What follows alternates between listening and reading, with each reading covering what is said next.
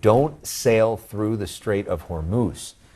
This presents a tricky situation for Europe, especially. It turned to the Gulf countries for energy supplies after Russia invaded Ukraine. The price of natural gas is skyrocketing across Europe.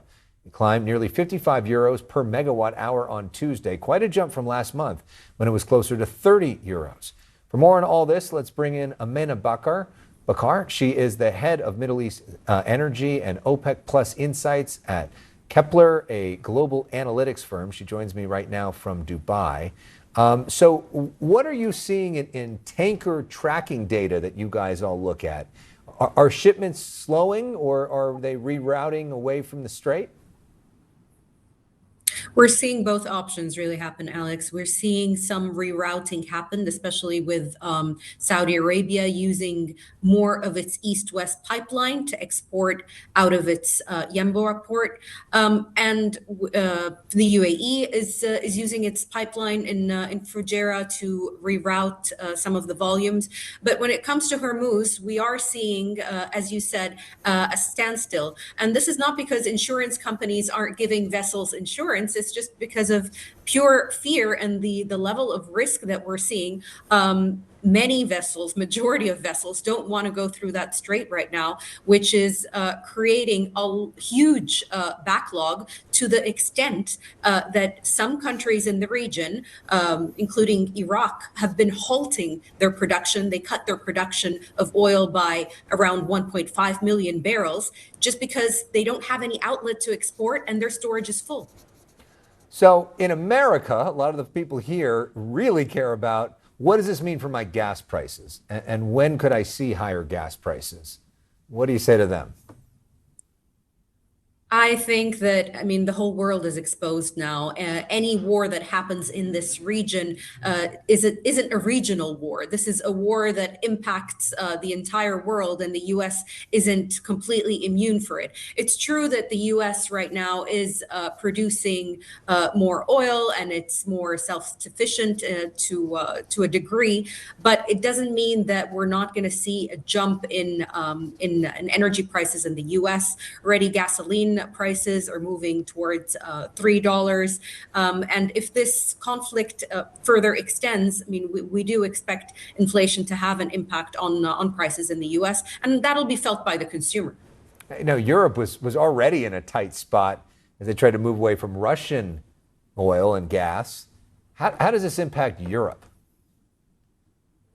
Yeah, Europe is exposed a lot more than the U.S. As you rightly pointed, that on the announcement of the shutdown of the Ras Laffan facility in Qatar, we saw gas prices immediately increase by 50% in Europe. So I think that right now they need to look for alternatives. I'll tell you what India is doing. India is looking back at getting more supplies from Russia, whether it's LNG or oil. Politically, I don't know how ready and prepared Europe is looking at that option, but right now I think they're in a tight spot. You mentioned inflation around the world. What are you talking about? What are we looking at here, and how much of an impact does that have on prices for everything? Yeah, that's a really good question. And I think it all depends on how long this conflict lasts. If, the timeline that President Trump keeps repeating is 4 to 5 weeks, the situation could be contained. And I think that's the idea, is that they don't want to kind of extend this war. But at the same time, we're not seeing any results, or it's just really difficult. We're in a fluid situation, so at this point it'll be really difficult for anyone to predict where this is going. But the longer it lasts, the more exposed the global economy is going to be to this crisis. Amena Bakar, thank you so much for joining us. We appreciate it. Thank you. Some stranded travelers in the Middle East are starting to return to their home countries. The first U.S. facilitated evacuation flight left the region on Wednesday. State Department says more flights will be surged throughout the region. Canadian officials are working to secure charter flights for their stranded citizens as well, specifically out of the UAE. Others currently in Israel will be taken in buses to the country's border with Europe. And some Chinese nationals in the Middle East are taking it upon themselves to find a way home. Chinese social media has also been flooded with conversations of people trying to find a way out of the Middle East. One traveler telling CNN he bought 3 different plane tickets, hoping at least one of them would get him home. CNN's Paula Hancock spoke with a couple in Dubai navigating that travel chaos. They're facing leaving their home and jobs to get away from the war with Iran. Watching the news to find out about a conflict they're in the middle of. Kathy from Michigan moved to Dubai just 2 weeks ago to join her husband. Now her government has told her to leave. How did you feel when you saw that directive that you should depart now from the Middle East? I felt, well, I better get looking on flights, but I knew that the airport was closed, so I thought, how am I meant to depart? Yes, and they would Michael is a school principal in Dubai. Schooling in the UAE is virtual all week.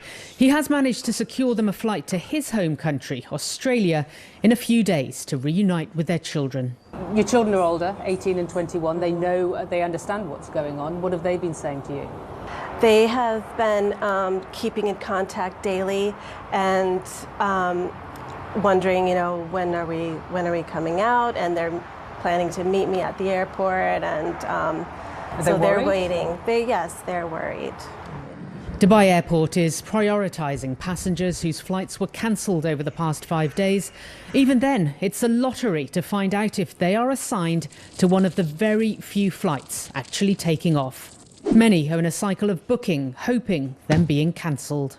There are some in Dubai, though, who appear to be taking the turmoil in stride, sunning by the pool in between alerts and interceptions. Paula Hancock's CNN Dubai.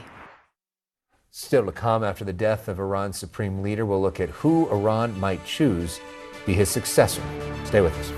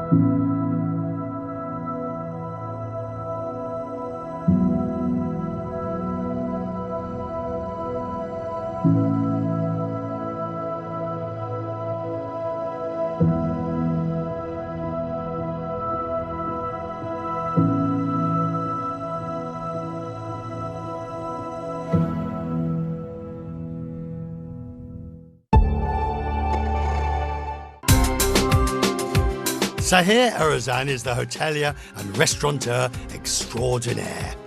He has invited me to match a